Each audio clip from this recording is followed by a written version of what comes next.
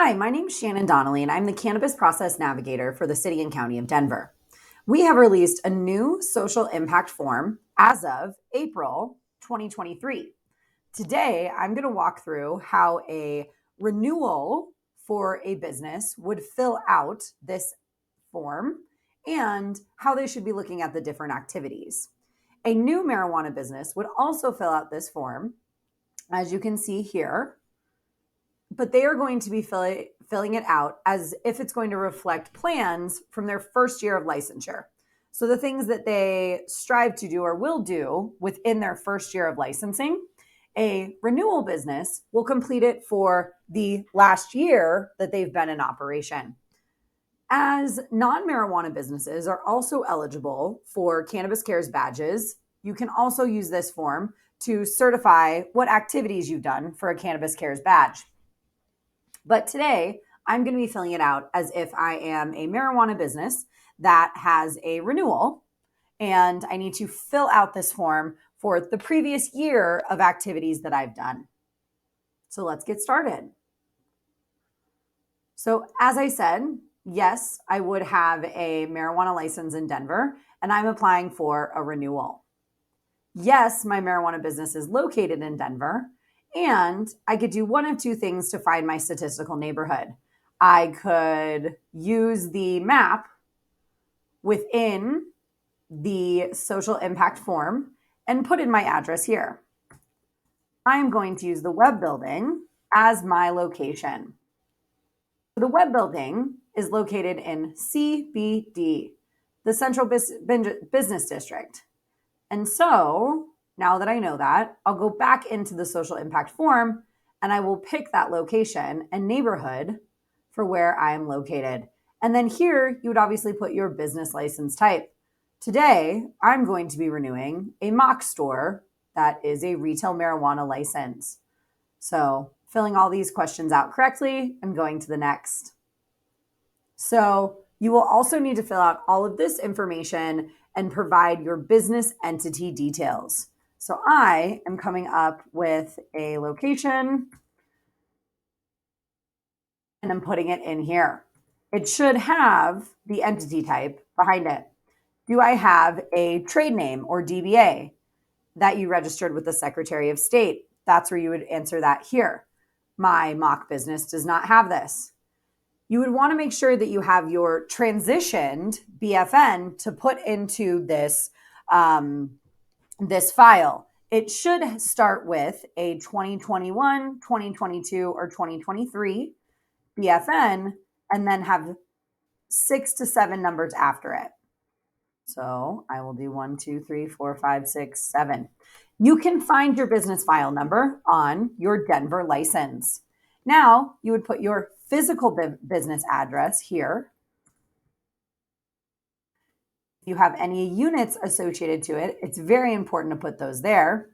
Then we would have city, state, and zip code. If your business has a different mailing address, that's what you would put here. My mock business does not. You can also save your progress throughout your filling of this form, or say another individual needs to fill out part of the form for you. So you're able to email the form to yourself at any time throughout filling out the form. Successful, and it has been sent. Let's go to the next page. So it's very important to use the correct contact information for who you would like businesses and neighborhood organizations to reach out to with this business information.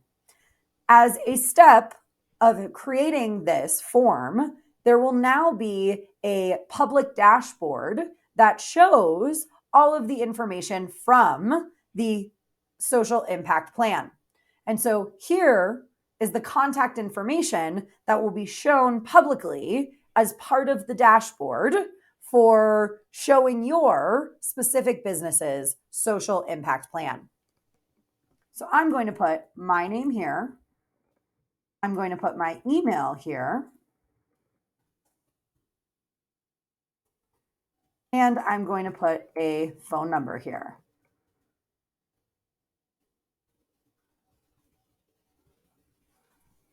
And I'll continue knowing that this will be information that is publicly shown on the Denver EXL website, Cannabis Cares dashboard. So now it is required that every business list their registered neighborhood organizations. And what we have here is we have a link that actually takes you where you can put again in your address and find a list of the neighborhood registered associations right here on the side. You do not need to list the council districts. However, you do need to list all registered neighborhood organizations within the social impact plan.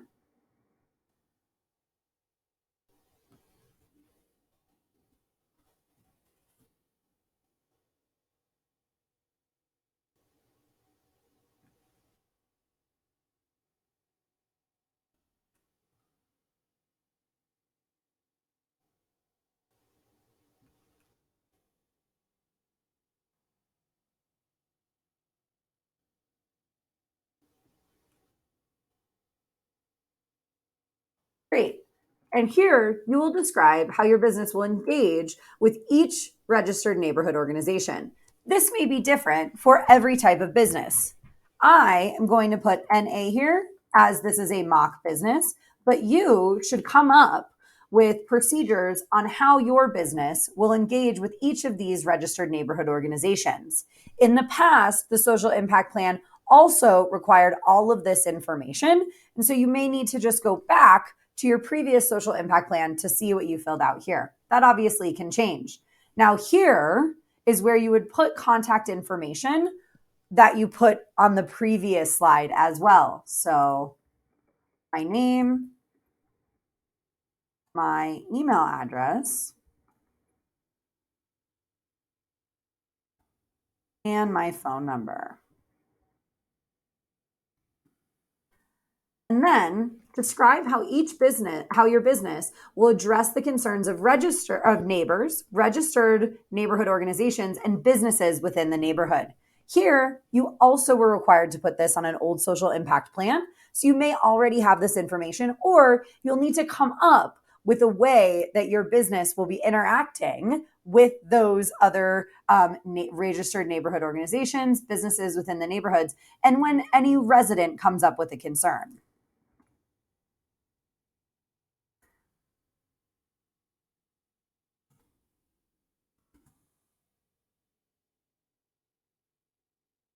Now we'll go on to the next page. So now we get into the parts of the social impact plan. The social impact plan, outside of the data that we just filled in, has 5 different parts to it. The one that we're going to start on is the community engagement. So to know a little bit more about this area is that a business should interact with other businesses and nonprofits within 3 miles of their licensed establishment to complete these different activities. So, finding a food bank that may be within 2 miles of your facility and working with them to help their goals, help them strive to meet their goals, but also help you complete activities that are impactful within your community. Every single area within the social impact plan, those 5 areas, has at least 20 activities, if not more, and it also has an other. For a business to renew their license, they are required to do at least one activity in every area for within the year before their next renewal, and then complete that information that corresponds to the activity on this page. And so, say we choose the first activity as we have educated our employees about the history of the neighborhood that we're located in. So I'm going to click that. But my business has actually been pretty active this year within my community. So we also have organized a volunteer or community cleanup.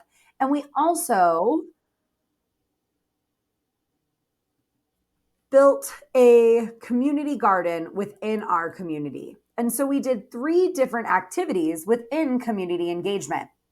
So as I go forward, I will be required to put the corresponding information that when I completed the activity, how much money I contributed, the amount of volunteer hours and the organization, and also a description of the activity.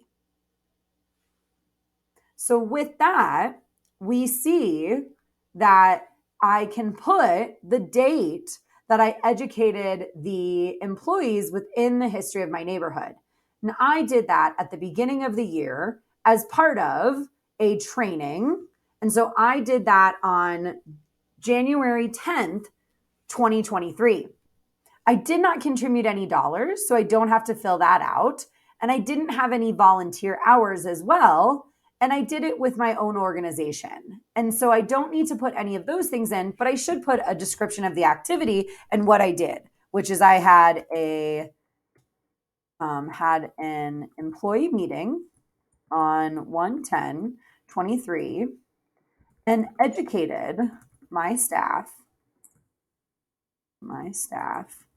on the history of the CBD area within Denver. And that's how I completed the first activity within the community engagement area. So now let's go to next. So now I'll need to fill out the information for organize or volunteer for a community cleanup event. And so we did that in fall of last year. So I would put the date in. We did it on September 1st. And if I'm going to contribute an amount, like a dollar amount for this activity, the requirement is the dollar amount is at least $2,000 or a volunteer activity of at least 20 hours. And so what I did is I volunteered 20 hours of time with my staff, and we did it with the CBD Business District Cleanup. And I'm going to put in here 10 employees helped clean up the area around the business with a nonprofit, which CBD Business District Cleanup, and 10 employees volunteered two hours of their time. So that gives me the date that I completed the activity, the number of hours that I did, and the organization that I did it with, as well as the central business district, and kind of gives an overview of the activity that I did. I partnered with a company who does these cleanups, and then I gave 10 hours or 2 hours for 10 employees worth of time. So now I have to complete my last activity for community engagement. And so this is build or volunteer at a community garden in my community. So this one we did at the beginning of this year in February, but I just gave money to build this community garden. And so here I gave them $2,000 to the CBD Build a Community Garden Project program. And all I did was donate to a local organization that builds community gardens for locations who are wishing they had one. Right? Very easy. So we're putting the date that we completed it, the amount of hours for the contribution, and then also a description of that activity. So I've already filled out quite a lot. And so this is a great time for me to save my progress and send it to me if I wanted to stop and go from there. But we're going to keep going. So now we're going into social equity. So, social equity would be helping individuals who've been disproportionately affected by the war on drugs. And when we look through these activities, some of them require a business to be certified by the Marijuana Enforcement Division to be found suitable to be a social equity applicant. Our first activity that we have right here is obtain a social equity license through the Denver Social Equity Program. That would automatically qualify a business for the social equity badge. So if you are a social equity licensee within Denver, that's the box that you would click. Say you're not a social equity licensee, but you want to work with different companies that actually qualify as social equity and really give back to a community that has been disproportionately affected. And so with this, I'm going to say contract with a social equity transporter business to deliver cannabis. And I also provide data to social equity businesses at no cost in the form of market data reports, educational seminars, and consumer reports. And I also have hosted or sponsored a record clearing or expungement clinic event. And so I did 3 different things within the social equity impact area. And so now I'm going to continue and fill in that information. So when did I contract with a social equity contractor? At the beginning of April, when I heard this program was coming out, I decided I was going to do that. And so there isn't an amount of contribution and there isn't a number of volunteer hours, but there is a company that I am partnered with. And so this company is called Abby's Delivery Service. And what I can put here in the description of the activity is I contracted to deliver cannabis with Abby's Delivery Service on 4/1 for 6 months. So that shows me I should have a contract with Abby's Delivery Service. It started on a date that was in my previous year of renewal. And I have how long I'm planning on at least working with this person to start. And so now I've filled out the number 3 activity within the social equity activity information. So now, when did I provide data to social equity businesses at no cost in form of market reports, educational seminars, or consumer reports? And so what I did is actually in April as well, right after 420, I worked with a organization, a social equity organization we'll put here.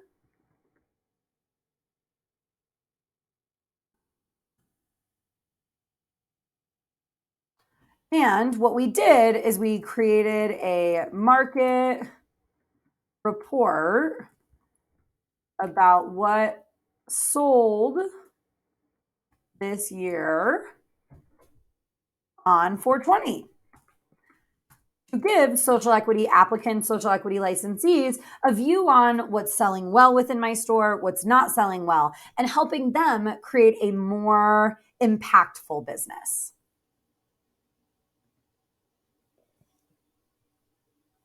All right. So now let's keep going. All right. And then the final thing that I did was host or sponsor a record clearing clinic or an expungement clinic. And so what I did is last year, I partnered with Expunge Colorado that does record clearing expungement clinics. And so what I did is I gave them $2,000 and which helped them with their fall clinic.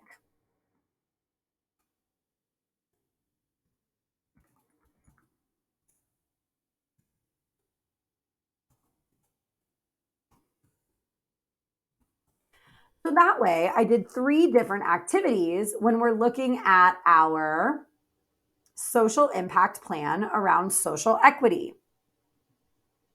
So now we're going into diversity and inclusion. When we look at it, diversity and inclusion, we're looking at a very, very large population that we would qualify as diverse. We're talking about individuals who are Black, brown, or Indigenous. We're talking about people who identify as queer. And we're talking about people who have all different types of abilities. And so this really is geared to what your business really likes to focus on.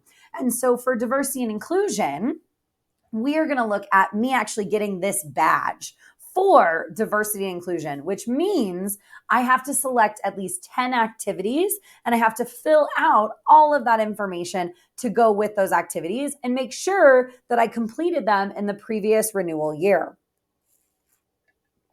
So I educate all new and current employees with the diversity and inclusion training. I also host hiring fairs that are geared towards diverse individuals.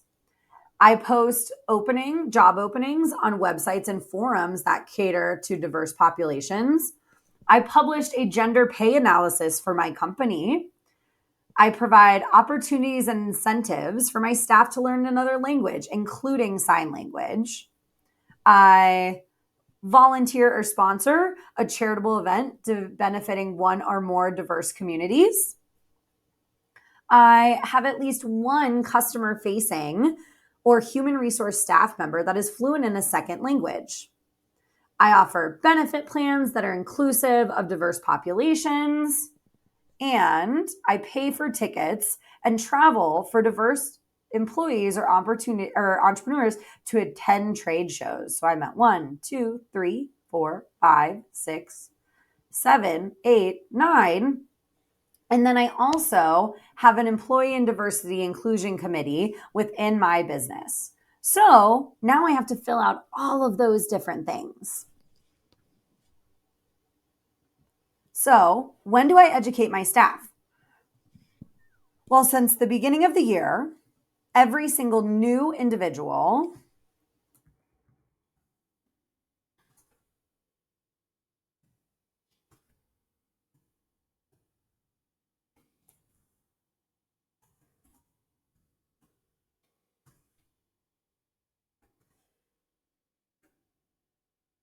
So just describing the activity that's happening. Then we'll go to the next. Sponsor or host a hiring fair geared towards diverse individuals. So I did that right before 420 so that I could get more staff on a Saturday. And what we did is we worked a event. We volunteered 20 hours for the Black Success Trust. And we had a hiring booth at the Black Success Trust empowerment event in April, hiring 4 new employees for the retail location. So talking about when did you did it, when you did the event, how many hours, and an organization that you're working with. So now we'll keep going. Created an employee and diversity inclusion committee that advises on diversity and inclusion efforts within my business. So I started doing that in December. And that's why we started doing the different diversity and inclusion training in January, right? So set up a committee, right? Oversee and I within my location, and they implemented a training. So again, filling out the information, giving a description of the activity, and moving forward. Post job openings on websites that cater to diverse populations. I've been doing that also since January because I've needed more staff. And the organization that I would maybe be doing that with is an organization that helps hire different individuals that maybe qualify as queer. And so that's where you would put that organization here. And what we could call that is Erica's Queer, work forum. And so I work postings. And so what I'll do here is partnered with Erica's Queer Work postings to post all jobs within their website and to hopefully hire more diverse populations to work. Yep, diverse populations, right? So again, date, organization, and description of the activity. All right, so when did I publish this gender pay analysis? Well, my diversity and inclusion committee really wanted me to do that in March. So I did that, and we released through a bulletin the gender pay analysis. And then from there, obviously, we're going to go to the next activity. Provide opportunities and incentives for your staff to learn another language. So I've been doing that since I had my diversity and inclusion committee since April of this year. And what I did is I did $2,000 and I paid for a tutor to help employees learn Spanish outside of work hours. They are compensated for their time.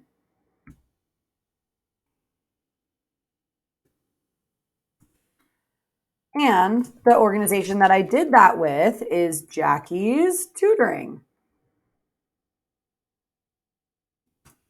And so again, I filled the date that I did the activity. I did the amount, the organization, and a description of the activity. So let's keep going. We're at 74%.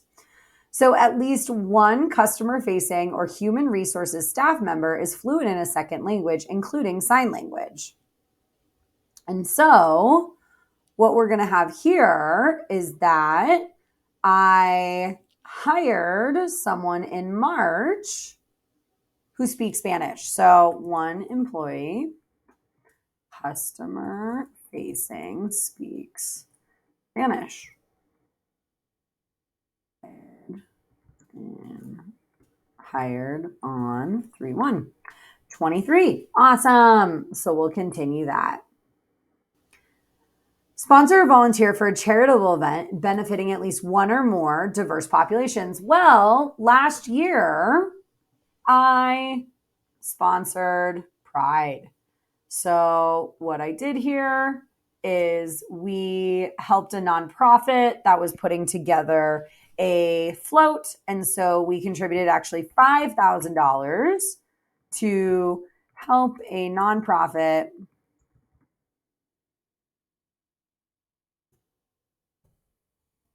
have a presence, participate at Pride.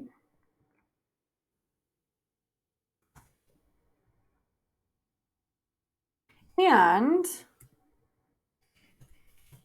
we also are going to put in that organization, right? And so with that, maybe we're helping a large organization or a small organization, but definitely still needs to be an organization that qualifies as diverse. And so we're helping Erica's work postings again, because she wanted to make sure that they could get as much information out as possible for their work posting forum. So we'll keep going. And do I offer benefit plans that are inclusive of diverse populations? And actually, all of these things I offer. And so we've been doing that since the beginning of the year because of my diversity and inclusion committee. So we offer health benefits that are inclusive of gender and sexuality care. So there we go. I'm also saying that I offer those health benefits. And now, when did I pay for tickets and travel for diverse employees or entrepreneurs to attend trade shows? Well, last year I paid for my staff to go to MJ Business Daily to learn a little bit more about what's happening. And so it was a $3,000 investment to have 3 employees who traveled to 3 BIPOC employees.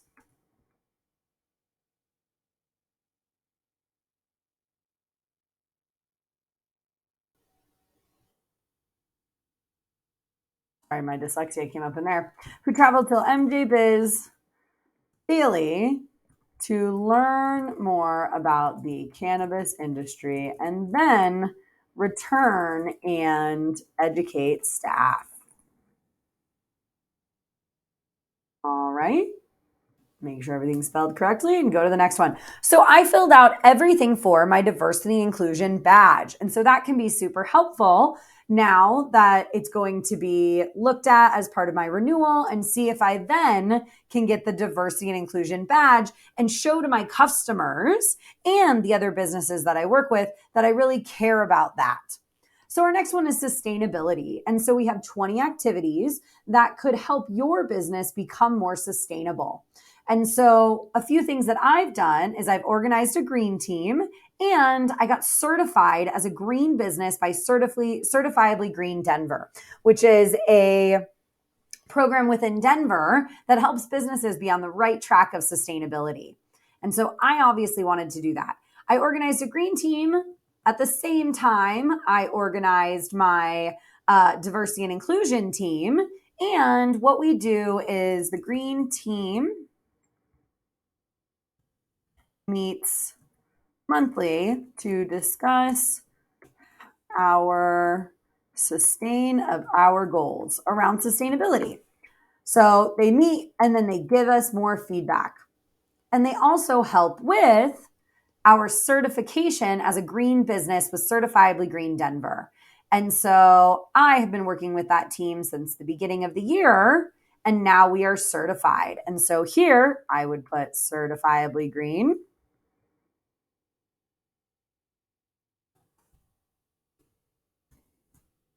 And the description of the activity is I'm a green business with Certifiably Green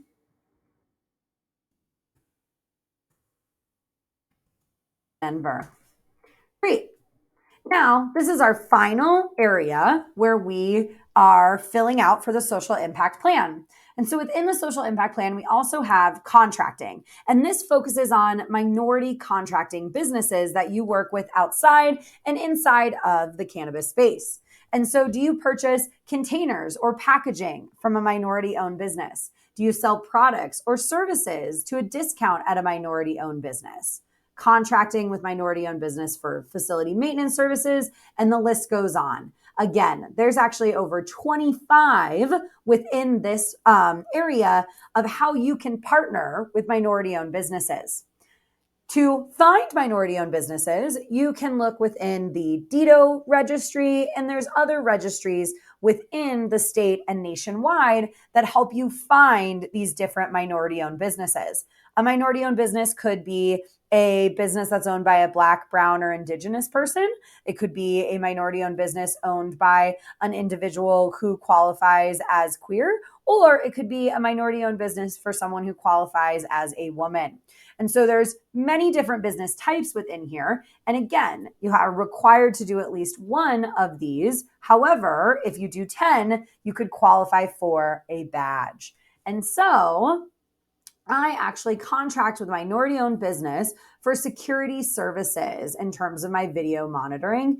And I also contract with another business that actually helps me with business coaching within my business. And so here I'm filling out other. And so on my other, I'm going to say contract with a minority owned business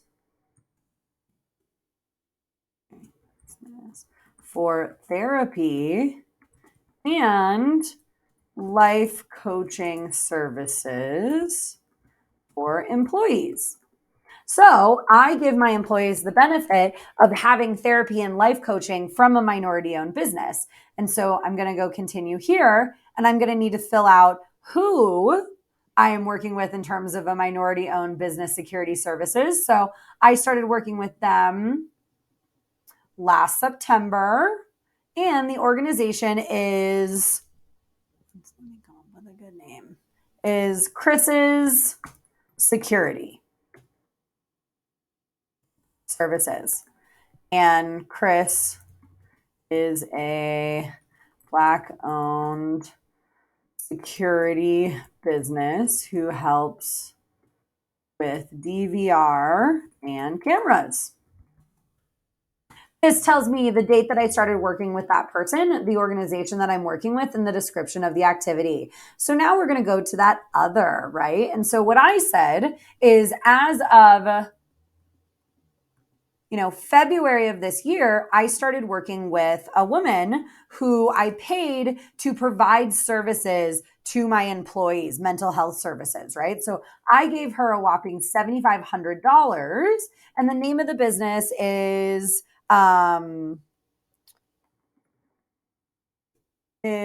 Creative Changes for diverse groups, right? So Creative Changes is what we'll call it. And so what they did is I contracted with a female-owned business for mental health services for my employees. And so this gives me the date that I did it, the organization, and a description of that activity. So now I'm at 94%. I am almost done, right? And so now I am going to have the oath of the applicant and declare that all of the information that I put in there is correct, and putting this information right here as well. So my name, my title is the owner of this business, and my email, where I would like to receive a copy of this plan so that I can upload it within my application, is what I'm going to put here. I'm going to draw my signature below, and I'm obviously going to put in today's date. I am not a robot, right? So as soon as I click the submit button, I am going to complete the form, and I will receive a copy of the form within my email that I put at the above. And with that form, you'll then upload that into your ACA portal application. So click submit. And now it's complete. Again, right here, if you have any questions of what you filled out, you would email marijuanainfo@denvergov.org. Please note, we also have more information in an FAQ for the social impact plan and the different activities within our website for Cannabis Cares. It's denvergov.org/cannabiscares. Thank you all so much for walking with me through how to fill out your social impact plan. And feel free to reach out to 311 or marijuanainfo@denvergov.org for any questions.